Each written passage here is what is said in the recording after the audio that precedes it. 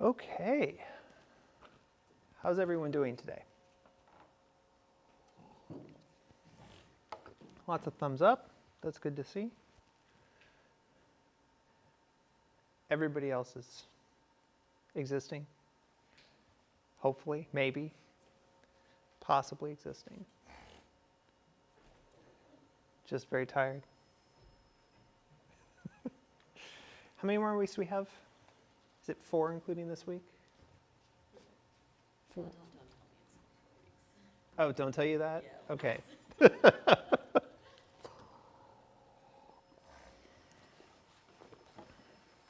Yeah, I am like rapidly approaching end of the semester mode and all of my summer plans because I'm doing a bunch of research talks and stuff like that in May. So I'm already thinking about like having to prepare them and so on.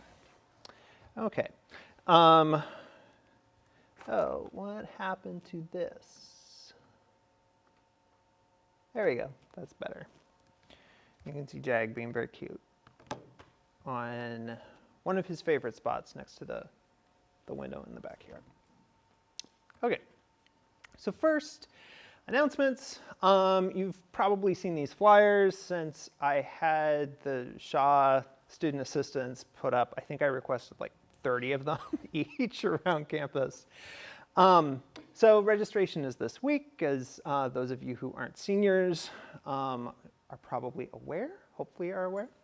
I just wanted to advertise 2 particular classes that philosophy is offering next semester in the fall.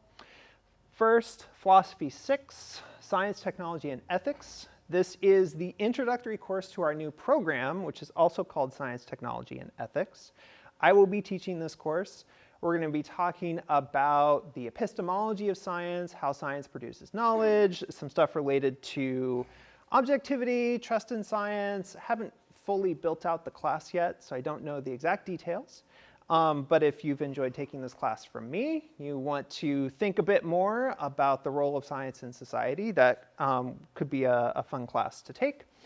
In terms of GEs, it satisfies the social science approach to knowledge along with the ethics and the scientific methods GE. So for example, if you're in SNS or SOE and you're looking for a social science class, this might be one that touches especially on some of your interests. The other class we're promoting, we have like 6 or 8 classes next semester. I forget the exact number. We're just highlighting these 2 with the flyers. The other class we're promoting is Philosophy 108, Political Philosophy. This is taught by one of our lecturers, Toby Napolitano. And he does I don't know exactly what he does in the class, but political philosophy usually touches on issues of justice, the distribution of property in society, which is sort of what this provocative question is about, and also questions about sort of power and democracy. Okay. In terms of GEs, Phil 108 satisfies the literary and textual approach to knowledge, as well as the intellectual experiences in societies and cultures of the past and global awareness. So if you're looking for a way to fill these GEs, you've sort of enjoyed some of our discussions about sort of how democracy works, some of maybe our discussions about misinformation, for example, you might be interested in this class. Phil 108 does have the prerequisite of any lower division philosophy course. That's the same with all of our other upper division courses. So for example, we're offering a course on free will that's pretty popular. That has as a prerequisite any lower division philosophy class, which you satisfy by taking this one. So if you're interested in political philosophy or you're interested in the free will class, by completing this class, you've satisfied the prerequisite for that. And again, Phil 6, it's one of those introductory courses, lower division courses, so it doesn't have any prereqs. Okay, that's all just a little bit of advertising for upcoming classes.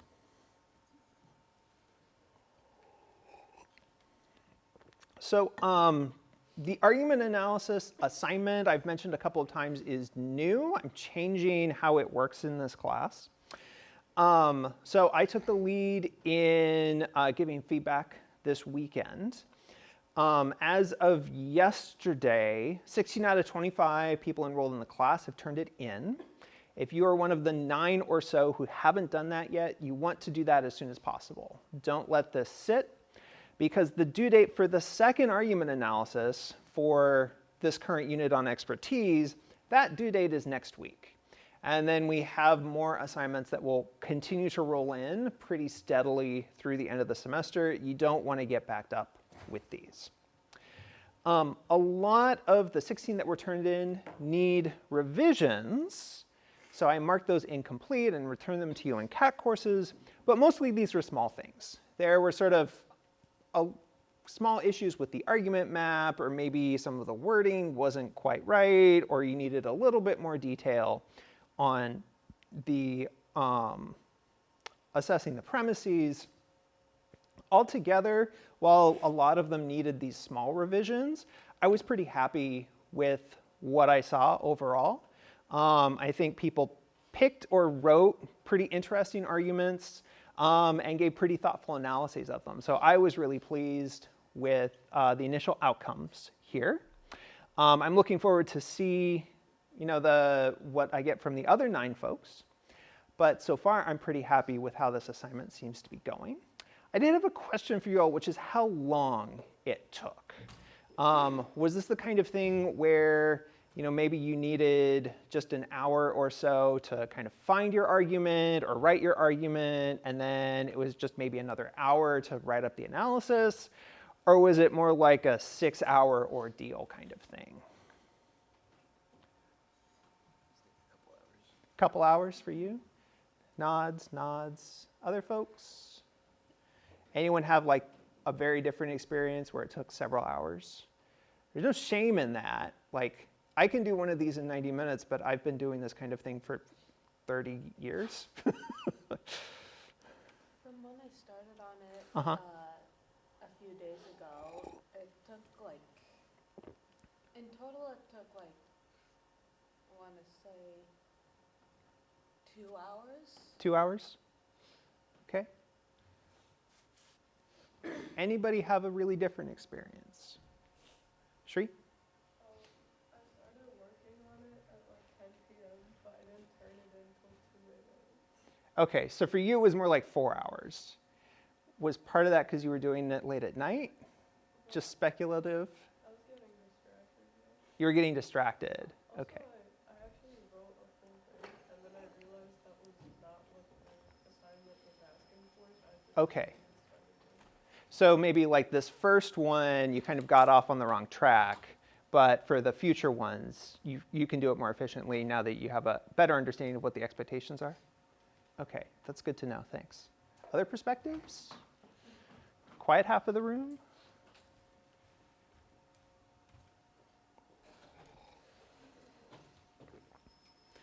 Okay, cool. The reason I wanted to ask this was because there are a bunch of these. There's a total of like 6 of these plus 2 other things that work slightly differently in order to get an A. So that's like 8 of these in a 6-week period. It doesn't seem like that's going to be overwhelming, but I might check again in another week or two, sort of see how people are feeling about the workload. I like seeing effort and thoughtfulness and things like that, but I know you all have a lot of probably higher priority classes on your plates, and I don't want to overwhelm you and hurt you in other classes. Okay, getting into our recap. So last week we started talking about argument by expertise. We are going to finish up that discussion maybe today, probably we'll spend a bit of time on Thursday kind of finishing up a few final things we don't get to today.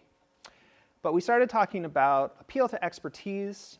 We talked about epistemic interdependence, the way that we depend on other people to know things on our behalf, and consequently the need for trustworthy sources. We want to be able to identify when information sources actually deserve our trust or it's appropriate to trust them.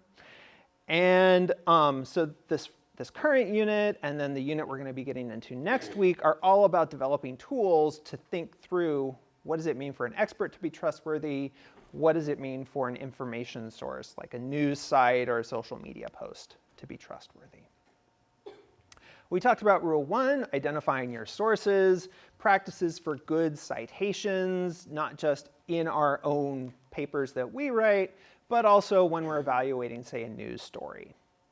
Rule 2, expertise must be relevant. It needs to depend on the specific topic at issue. In some sense, everyone is an expert, but in certain scoped areas. And so we need to be thoughtful about, does this person actually have expertise that's relevant to the particular question at hand?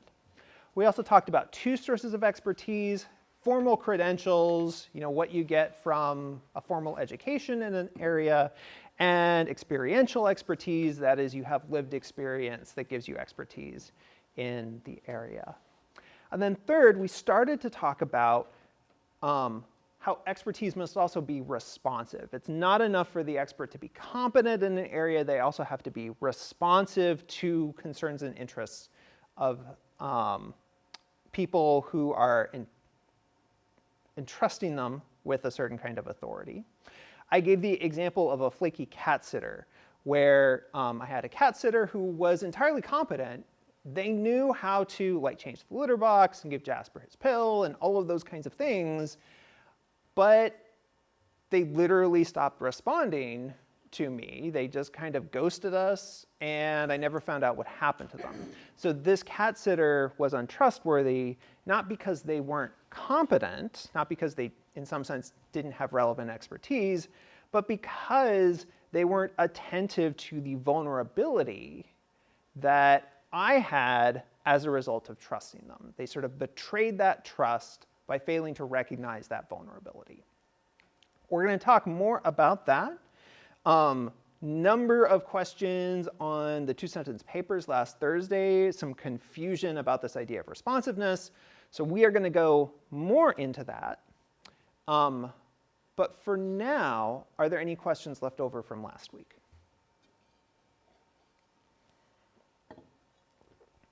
OK. I think we can do this. So one of the examples I really like to use to illustrate why experts need to be responsive is ACT UP and the HIV/AIDS crisis. Most of you didn't come to the screening I had last Monday of the documentary film How to Survive a Plague. This is a really excellent film. I recommend watching it. I think if you're on campus and you search in the library, you can get a link to a streaming service where you can watch it for free, but you have to be on campus. Definitely worth a couple hours of your time to watch this. So in the 1980s and early 1990s, most people who contracted HIV died from AIDS. So HIV is the virus, AIDS is the condition you get as the virus develops fully and basically fries your immune system. Most people who contracted HIV ended up dying from it, usually within a few years. You probably have the cultural awareness that queer communities, especially gay men, were communities where HIV was circulating really heavily in the US in the 80s and 90s. These communities were also really highly stigmatized.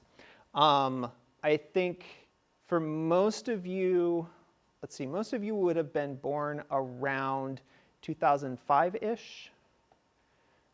Yeah. So I think you were probably too young to remember the really dramatic change that happened in the early to mid 20-teens, where really, really rapidly, for example, same-sex marriage became really destigmatized. Like, this was a highly political partisan issue, as sort of inflated by partisan politics as like trans identities are these days. California actually passed a constitutional amendment to ban same-sex marriage. And this changed over a period of like 5 years. It was really, really it was a really, really rapid change.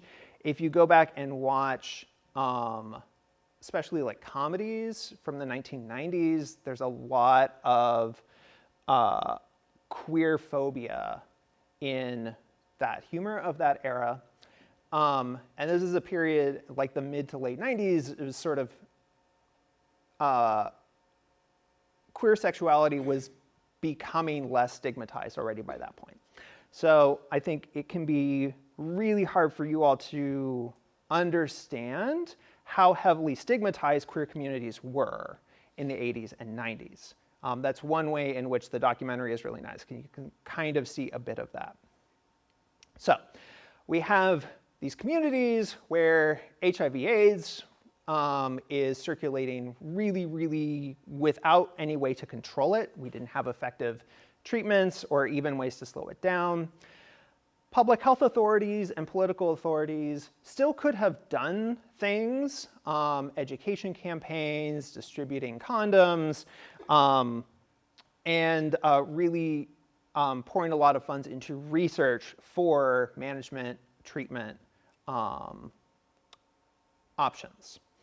So these public health and political authorities could have done something. They were competent in the relevant areas, but they ignored the problem. There are some quotes on record where folks in the White House were treating it as a joke. They would use HIV/AIDS as a punchline. So they were completely unresponsive to the concerns and interests of the HIV/AIDS community. So on the one hand, we have credentialed experts who are entirely competent, but are completely unresponsive to the concerns of this community, and consequently, they weren't trustworthy. Okay, I think we have time to fit this in. So this is a extended version of so if you watch the documentary, you'll see a shorter version of this clip, but I couldn't find that version of it. So we're going to watch this version, which is about 5 minutes long. This is a talk by Peter Staley, who's sort of the protagonist of the documentary. He's a young man in his mid-20s at this point. He's HIV positive, lives in New York City, he's gay, and he is one of the main figures in this organization, ACT UP, which I can never remember what it means, but it was basically an organization for HIV/AIDS activism. And so he is giving a talk at the International AIDS Conference in San Francisco in 1990, which is a big conference of like public health researchers and immunologists and other credentialed experts. Okay, so that's the setup. We're going to watch about 5 minutes of this. I'm going to interrupt at one point to explain who someone is, because I'm guessing you won't recognize the photo offhand. Effort to bridge the gap that now seems to exist between AIDS activists and you, members of the medical and scientific communities, I would like you to join us in an act of activism. Trust me, you'll enjoy this. Standing up for a political value you believe in and vocalizing your commitment is very empowering. But first, I would like to be joined in front of this stage by my fellow AIDS activists. Would you all come up?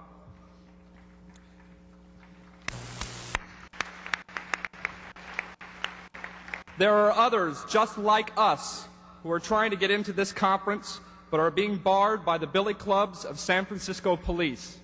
375 is not enough. And there are still others like us who are trying to get through customs at the San Francisco airport but are being detained instead because they are gay. And these same custom agents are under orders to keep a lookout for AZT in people's luggage. AZT was one of the few medications that was approved to try to manage HIV. It later turned out not to be effective. If you're found with any, you're put on the next plane out of the country. There is a man that could have prevented these absurdities.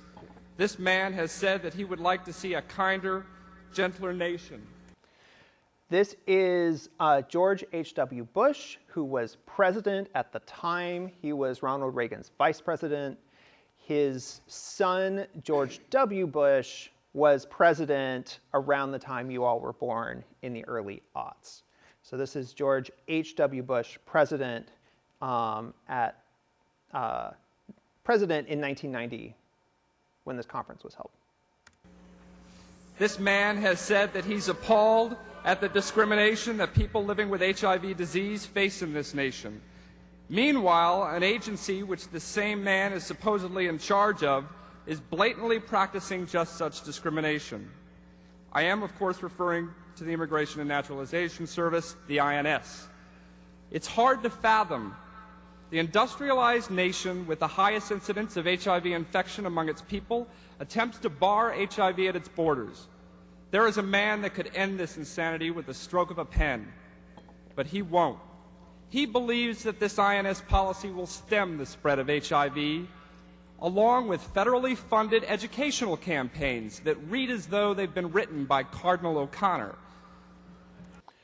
Cardinal O'Connor was the cardinal of the Catholic Archdiocese of New York, who was strongly opposed not just to homosexuality, but also to the use of condoms and the distribution of condoms as a way to try to prevent the spread of HIV. And withholding any funds from needle exchange or even bleach distribution programs. I ask all of you now, you were asked to stand earlier in silence. We're going to do something different. We're going to stand ACT UP style. If you believe that the present INS policy barring people living with HIV disease from entering this country is useless as a health policy and discriminatory as well, please stand now and remain standing.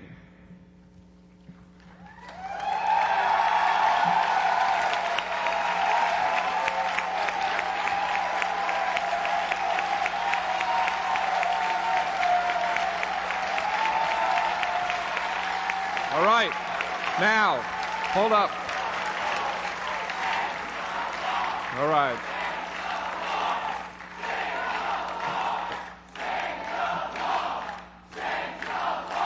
Okay.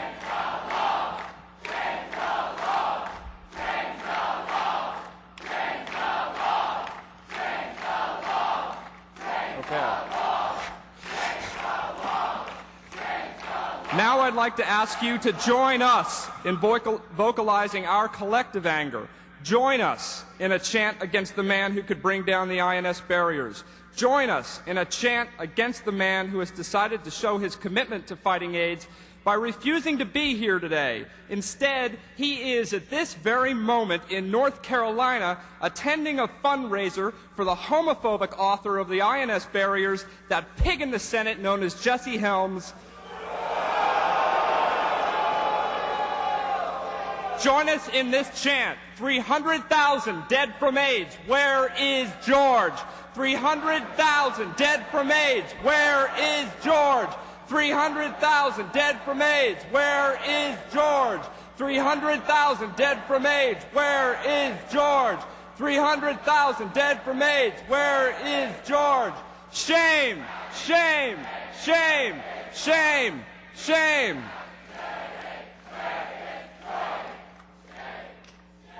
Thank you. You can sit down. You can all now consider yourselves members of ACT UP.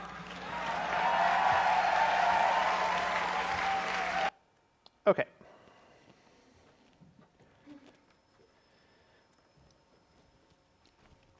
So, when Staley asks the medical, the biomedical and the public health scientists in the audience to stand up and join ACT UP in this chant, this has nothing to do with competence, right? This has nothing to do with whether or not they understand how infection moves through a community or how the virus develops in the body or anything like this.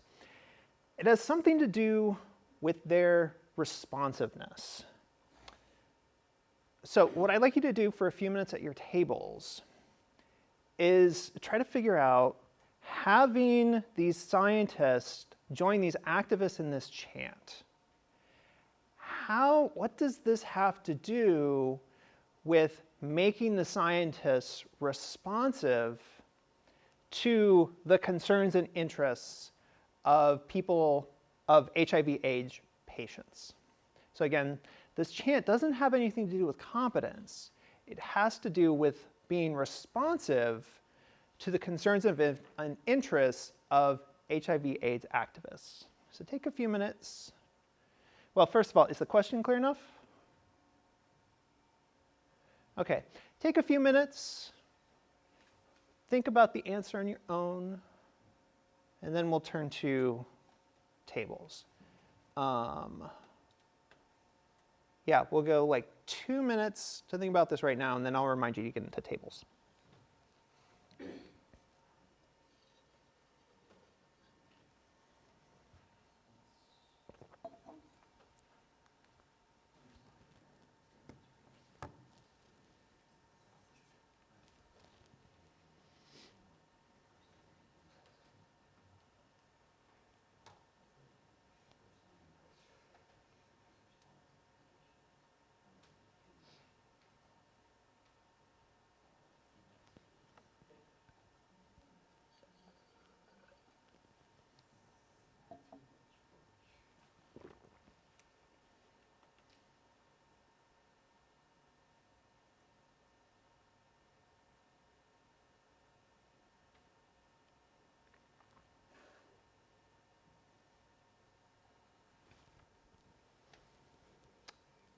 Okay, when you think you maybe have your own answer, check in with the people at your table.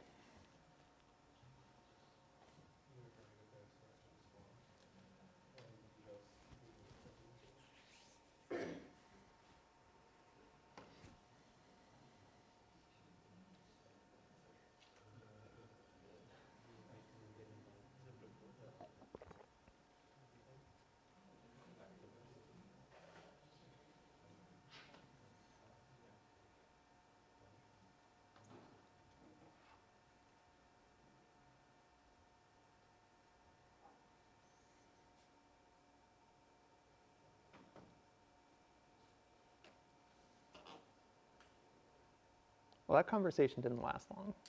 Are we ready to come back together? Or is everyone too tired and confused? Yes, you're too tired and confused? Okay, do you want to articulate the confusion?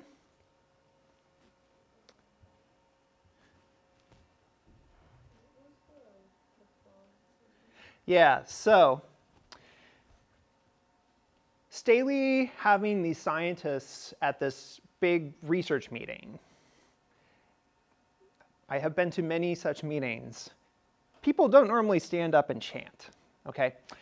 So having them do this, they especially don't chant like denouncing the president, okay? This is not something scientists normally do. Having them do this wasn't about whether or not they were competent. It wasn't about whether they understood how an epidemic spreads through a community.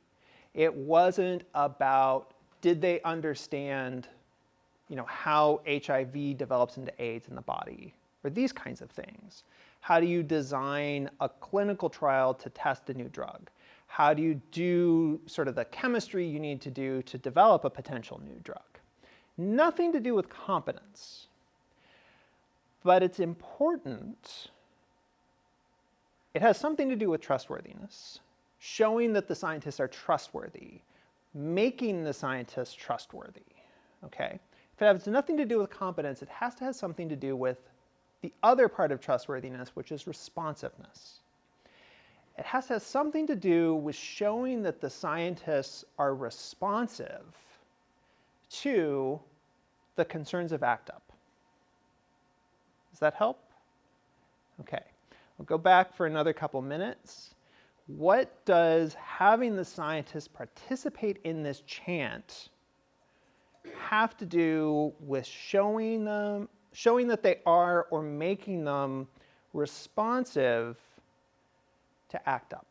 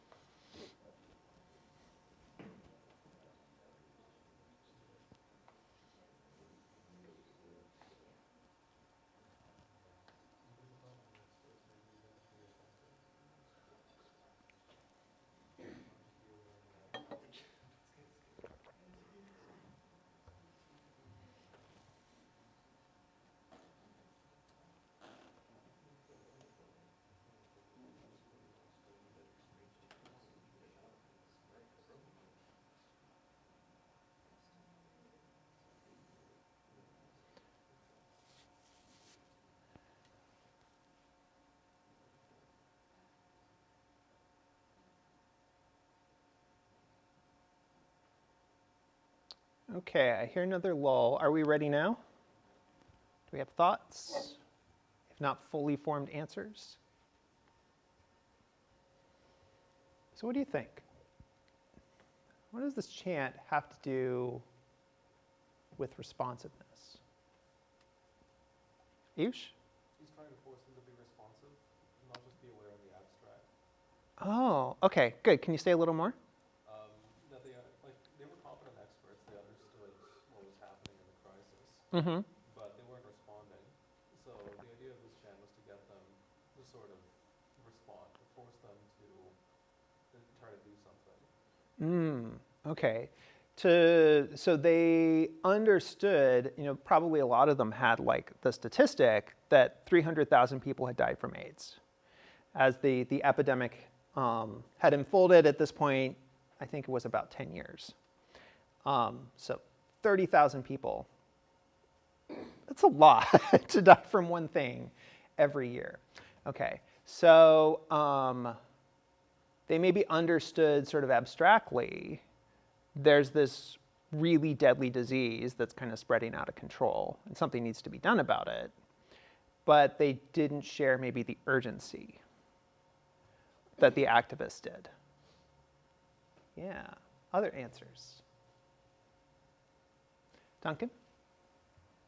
I would say that the primary function of making them do that was two things.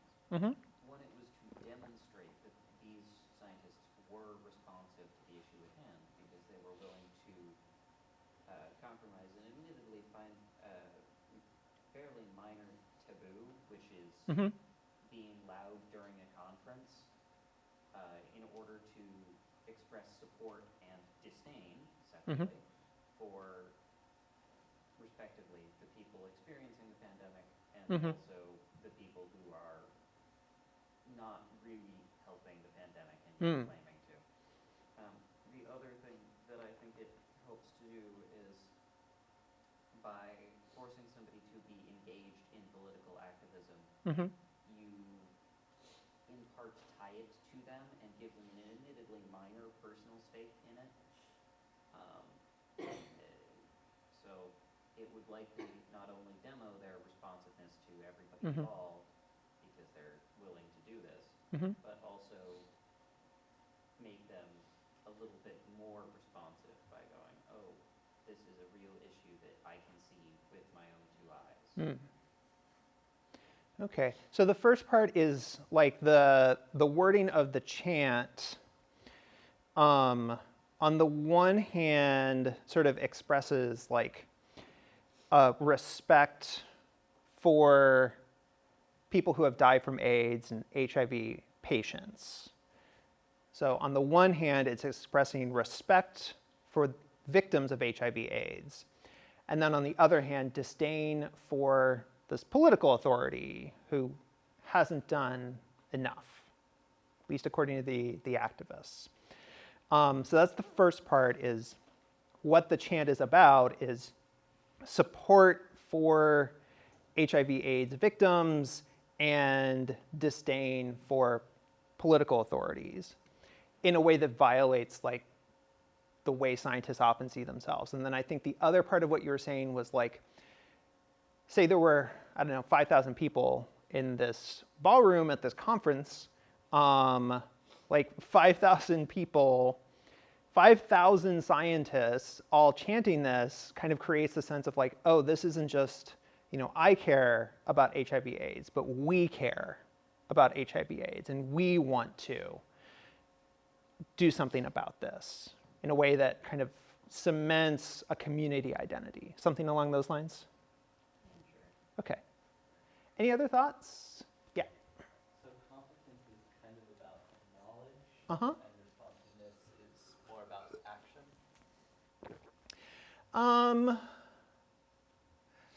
Yeah. I mean, when we trust someone, we're always trusting them to do some action or set of actions. So that's always there. And competence can be like competence at doing that thing, right? You can be competent at, I don't know, building a piece of furniture out of wood, right? That's not exactly like formal book knowledge. That's sort of knowing how to do things. I understand responsiveness as being about sort of what you care about. Competence maybe is what you know or know how to do. Responsiveness is who you care about. Whose concerns and interests you're respecting or prioritizing. Does that help? Further thoughts or questions? Okay. Other answers to the question, other thoughts or questions or comments at this point?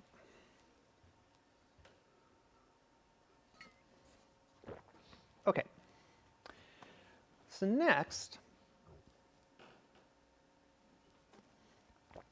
we have this sense that the responsiveness side of trustworthiness involves a respect for the interests of some group of people. So to switch topics, let's think about homelessness. So the infographic on the right is just the scale of homelessness in California, which is, there is a lot of it, generally recognized by many different groups of people as a crisis we need to try to do something about. So first, as a class, who are some groups of people who have an interest in homelessness as a problem that needs to be solved?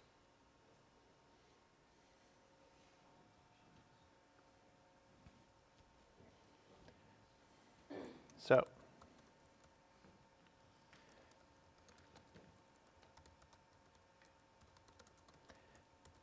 people who are experiencing homelessness, that's one obvious category. But who else? Elizabeth? Okay. People who live in areas with dense homeless populations. Okay. We'll go Jonathan, then Devin. Okay. I might kind of group them together because I suspect friends and family of people who are experiencing homelessness will have a pretty similar perspective to people who are experiencing homelessness themselves. There might be like some subtle differences there, but for our purposes, I think they're pretty similar. It's a good suggestion. Devin and then Eric. This might be reaching, but maybe people who are looking to buy a home. Okay. Eric? Landlords. Yeah. I only have space for, I only have 4 rows here, but we could put in more. Other ideas, other perspectives?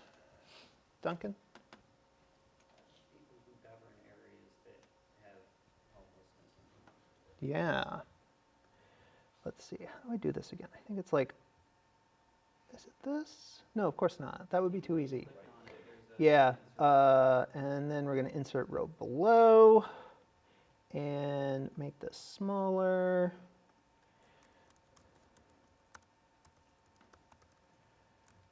I'm just going to put political leaders, if that's okay. Any other ideas? We got 1, 2, 3, 4. Oh, we actually only wanted 4 because there's only 4 tables. But this is good. Okay.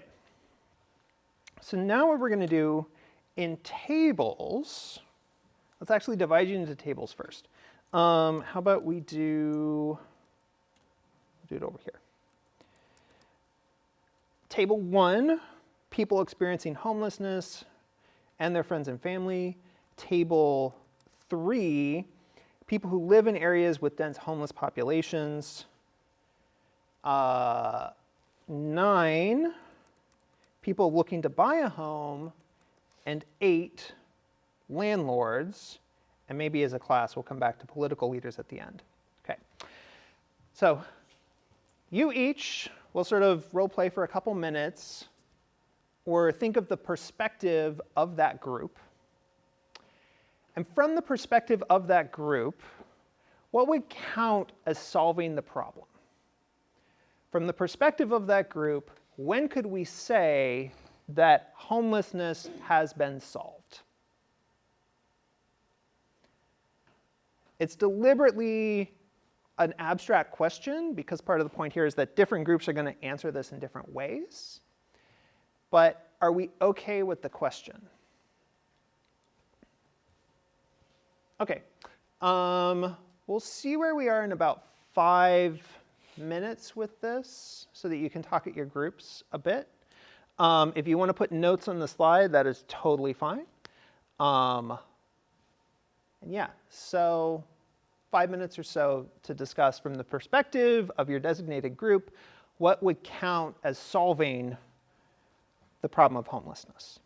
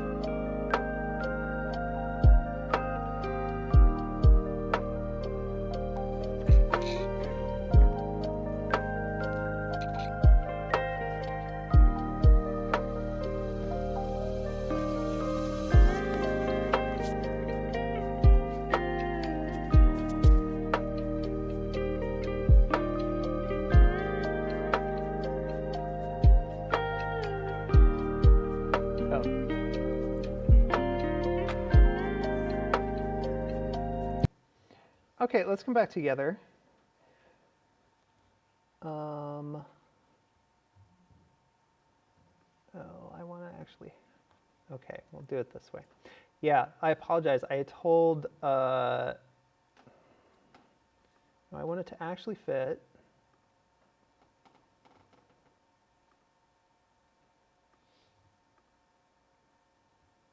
Of course not. Wait, maybe if we do. Okay, I apologize. I told you all to put text on the slides and then forgot that I had the permission set so that you couldn't put text on the slides. Okay, that's fine. Yeah, you're doing it as comments. That's good enough. Okay, I can also type quickly. So, for people experiencing homelessness and their friends and family, what would count as solving the problem? Table 1. Duncan? In the vast majority of cases, giving the homeless people houses would solve the issue. As I made note of, there are edge Mhm. cases of people who don't really care for seriously living in a house Mhm. for nomadic lifestyles or camping lifestyles. Mhm. One notable one is van life, which has been taking an uptick in Mhm. social media, although the distinction between van life and homelessness is a very noteworthy one. The point is that there are people who are homeless who Mhm. instead prefer those lifestyles rather than these. Regardless, their friends and family and themselves would like to get into those situations rather than Mhm. being simply unhappy. Yeah, good. So, okay, there are some cases where people voluntarily do not live at a fixed address or do not live in a house.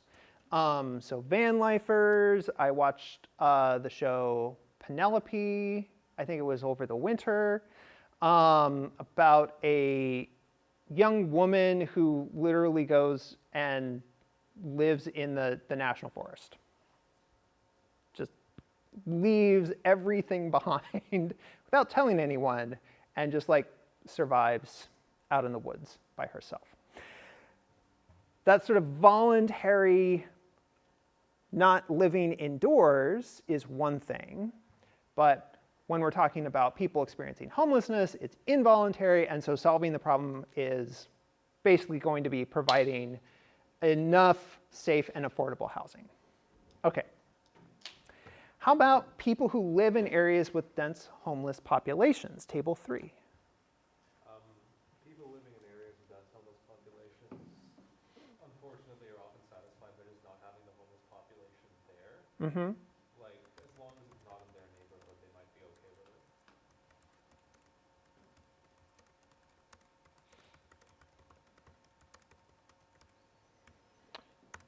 Good. Table 9, people looking to buy a home. We said that when it stops affecting the housing market, Mhm. is if one area has a huge homelessness issue, it lowers that, the pricing of those houses in an area with no homeless issue is substantially more expensive. Good. So homelessness has sort of this complex kind of mixed effect on prices, but also aesthetics and desirability. People who are looking to buy a home in a particular neighborhood would consider the problem solved if homelessness isn't affecting that neighborhood anymore. Good. Okay. And then landlords.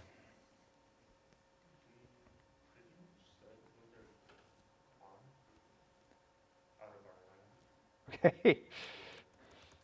When they're gone. Okay. Okay. Yeah. When they're not affecting property values. Okay. Good. And then for political leaders, because I forgot for a second that we only have 4 tables, political leaders are probably going to count the problem as solved when voters consider the problem solved. So when voters aren't yelling at them about homelessness anymore, political leaders will probably regard it as solved. Okay, the upshot here, as I think most people have caught on, is that different groups have radically different and kind of incompatible views of what counts as solving the problem. For people who are experiencing homelessness, they need more safe and affordable housing. They need housing to be less expensive, which means widely available. Landlords, on the other hand, want high property values. And so landlords don't want more housing or affordable housing. Landlords want expensive housing. People who are buying a home, well, they probably want safe and affordable housing, but they might not necessarily want really, really affordable housing for low-income people in their neighborhood.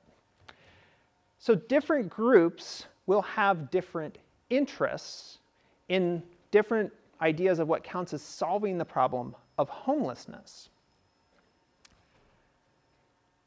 This creates a problem when we're thinking about trustworthiness, because it means when we're assessing trustworthiness, we have to consider which group. So for example, if you read the textbook, I have a running example in there of an expert on homelessness, and particularly, I think it's the public health aspects of homelessness and the economic causes of homelessness. So this expert, if we're assessing their trustworthiness, we need to think about whose perspective we're going to consider when we assess whether they're trustworthy. So if we have this expert, are we considering this expert from the perspective of people experiencing homelessness? Or are we considering their perspective from landlords or neighbors or political leaders? Different groups have different perspectives on what counts as solving the problem of homelessness, and so it matters which group the expert is responsive to. So we need to ask, whose perspective should we consider when we assess the trustworthiness of an expert?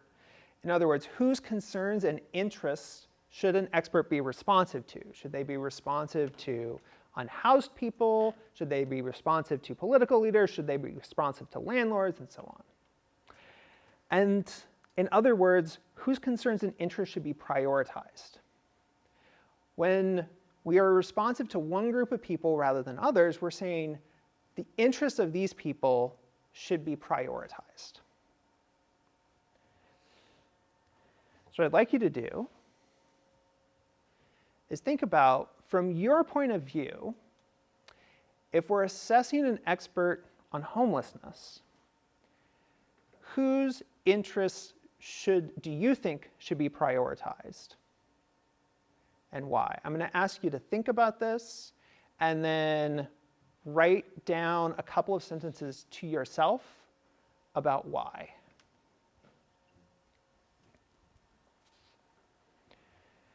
If we're considering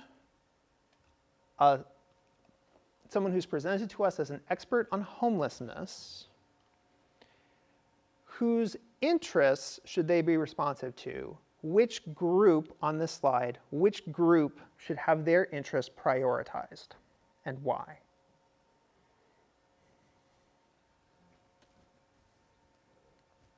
And I do want you to write it down.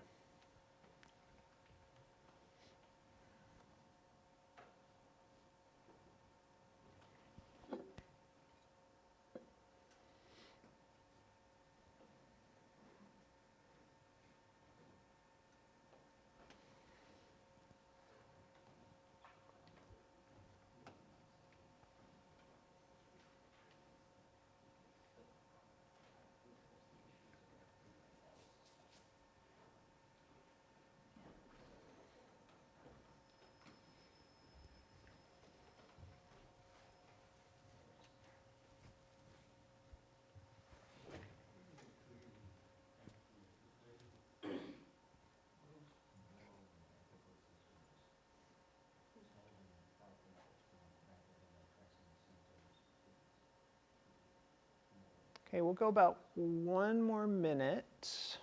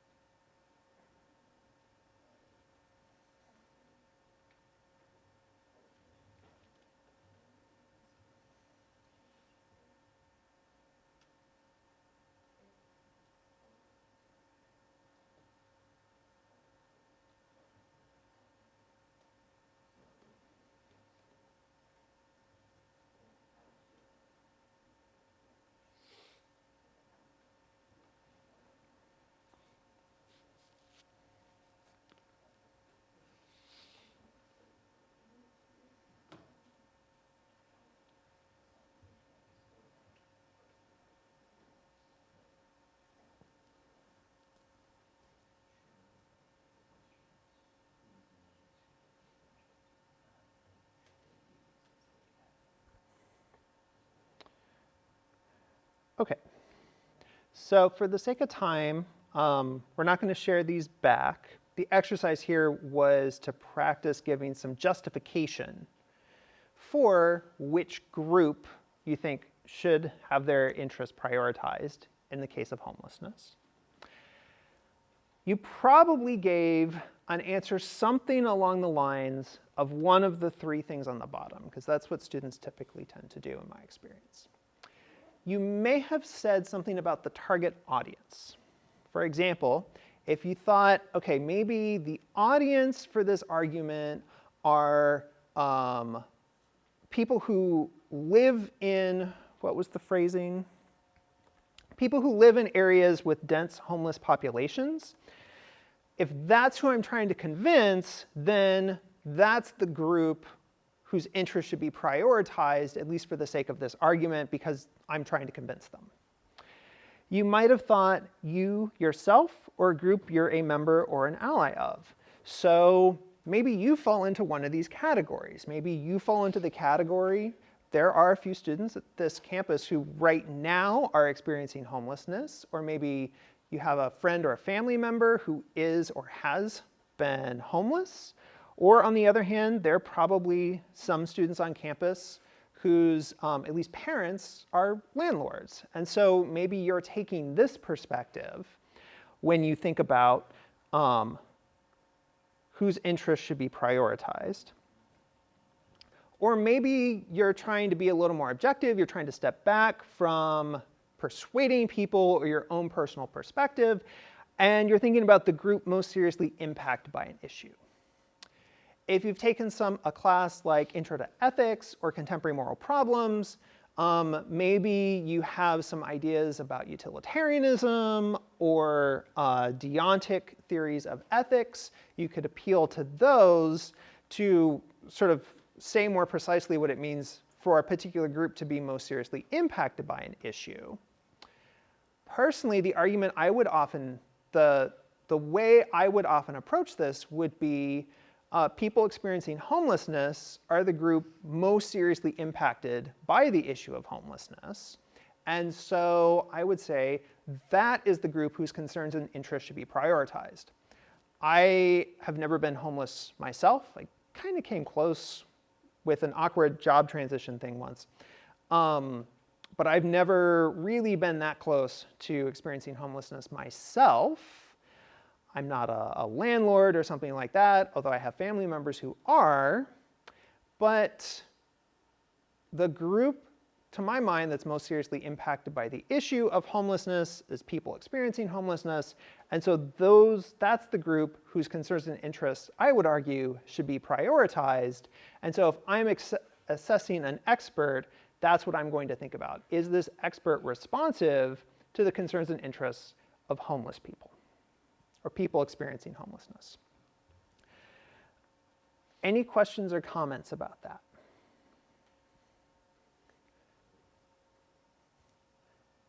So just to make it clear, I'm not telling you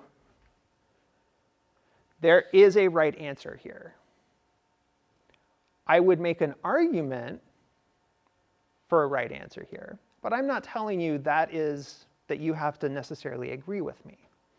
What I am saying is we need to think about this when we're assessing trustworthiness, and we can give arguments or justifications like the ones down at the bottom. So on your argument analyses, you can point to these kinds of things on the bottom when you're assessing a premise. Okay. Questions or comments about that?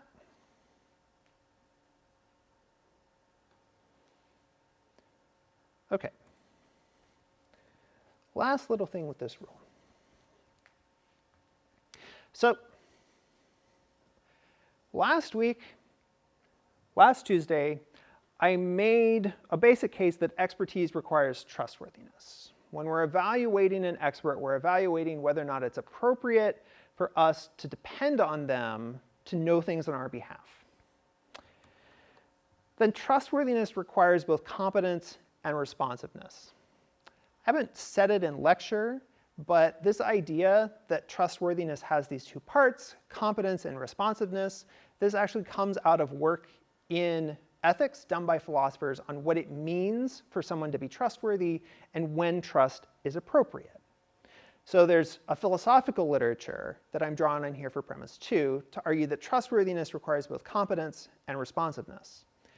The bad cat sitter parable is also an argument for premise 2 here, that trustworthiness requires both competence and responsiveness. What I've been arguing this morning is that when we judge whether or not someone is responsive, that depends on judgments of priority. When we evaluate whether or not someone is appropriately responsive, and so trustworthy, that depends on whose interests we judge to take priority over whose other interests. But priority judgments are controversial, not neutral or value-free. There are heated disagreements when it comes, for example, to homelessness about whose interests should be given priority. So these priority judgments are controversial. Put these 4 premises together, there is no such thing as neutral, value-free expertise. Expertise requires trustworthiness. Trustworthiness requires responsiveness judgments, which can be controversial, cannot be made in a neutral or value-free way. And so there's no such thing as neutral, value-free expertise.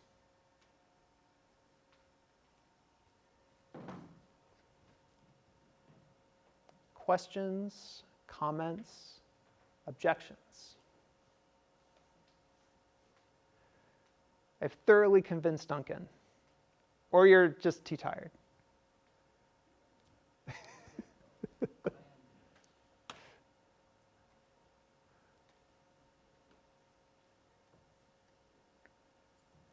No objections? I have a question. Dalen.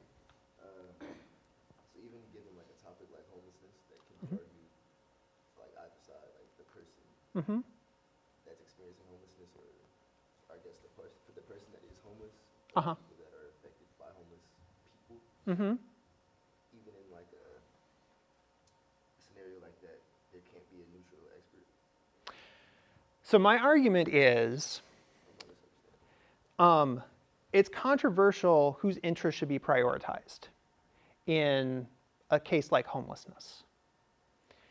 Different groups will each argue that like their interests should take priority. I would point to a particular kind of argument to say people experiencing homelessness should be given a priority. But that argument's going to be controversial. People are going to disagree with that. And so an expert who aligns with my position, I will find them trustworthy. I will think they are appropriately responsive. But say a landlord, the landlord won't find them to be appropriately responsive because the landlord is probably thinks that the landlord's interests should be prioritized. So the landlord and I will disagree about whose interests should take priority. So we'll disagree about whether or not the expert is trustworthy. Devin. I may be misunderstanding or stretching the meaning here, Uh-huh. but would that mean journalists are either biased or untrustworthy? Because for them to be trustworthy, they have to have a certain responsiveness to one group of people, and if they don't, then they're not trustworthy if they're not biased. Yeah. So this seems to be leading to the conclusion, potentially another way of writing the conclusion 5, is that all experts are biased. That's an uncomfortable conclusion. That in order to be an expert, you have to be biased.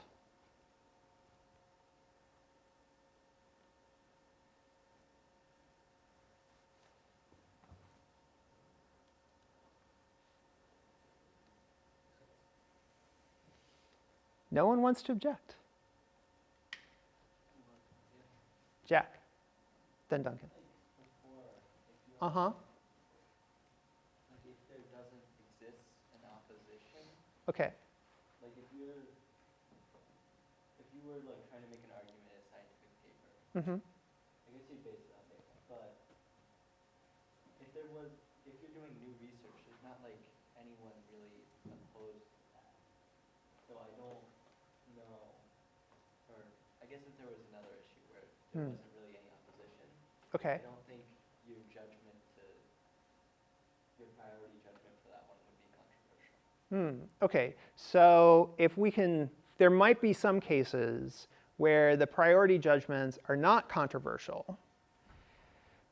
They're still value judgments, right? They're still saying these people's interests take priority, but they're not controversial, and so they could still be neutral. So we could have neutral expertise, even if there's still values there. Is that the idea? I guess so.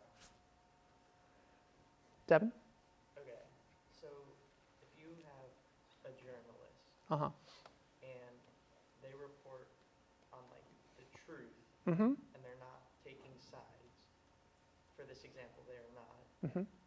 are they still biased because, or, are they still biased because now they're biased to people who want to hear the truth versus people who don't? Because I don't know why, but something about this seems flawed, but I can't, Uh-huh. I don't know why. Yeah, so that bit right there is what I want to hit on. This is how philosophy is done in practice. So if you take more advanced philosophy classes especially, it starts with that itch, that sense, okay, there's this argument, I disagree with it, I can't quite figure out how. Philosophy is the way we figure out what that itch is and what we're going to do about it. Maybe this leads to rejecting one of the premises, coming up with a good objection to one of the premises, or maybe it leads to realizing we accept the conclusion after all, even if it really runs up against all of our ideas about expertise.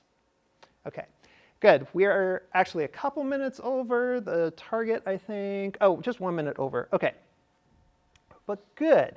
So we will,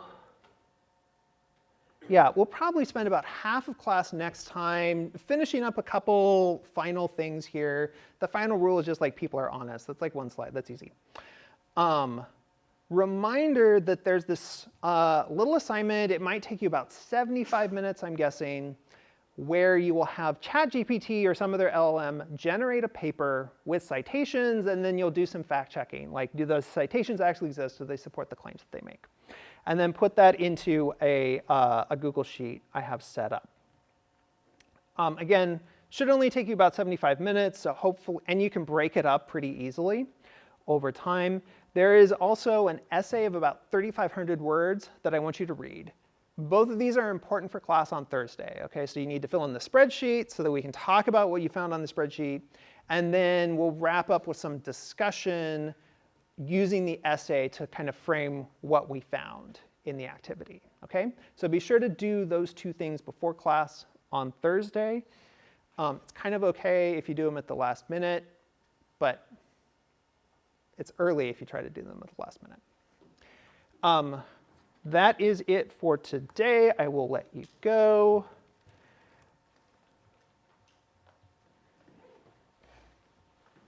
And yeah, good work for today. Have a great rest of your Tuesday and a great Wednesday, and we will see you on Thursday.